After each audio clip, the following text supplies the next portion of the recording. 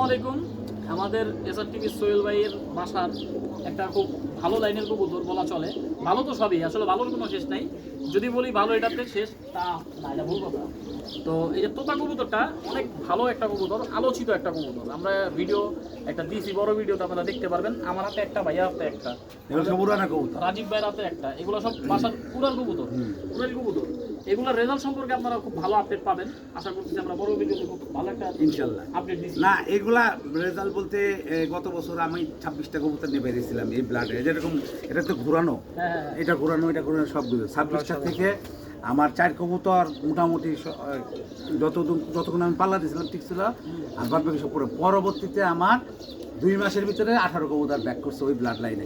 ওই নিচে একটা আছে যে ই করা, ওই যে রাজীব যে পাক বেঁকা হয়ে থাকে, এটাও বাইরে আসছে। হ্যাঁ, পাক ব্যাক হয়ে থাকে।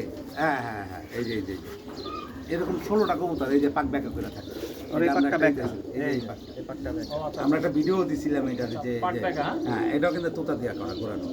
তো এর আর বাচ্চা আল্লাহর রহমতে শর্ট খাই কম, মানে বাসার থেকে, মানে খুবই আল্লাহর রহমতে একটা আর খুব ঠান্ডা প্রকৃতির হয় আর খুব সুন্দরভাবে বাসা করে, ঠান্ডা মাথার খুনিয়ারা খুব সুন্দরভাবে বাসা করে। আর যেমন চেহারা আল্লাহর রহমতে হয়, এই যে তুমি যেটা ধরে রাখছো, এটা যে ফুল ফেসটা ওর নেয় কাছের থেকে, মানে অসম্ভব সুন্দর দেখা যায়। এই হলো ফুল ফেস কবুতরের। ঠিক আছে, ঠিক আছে, মাশাআল্লাহ।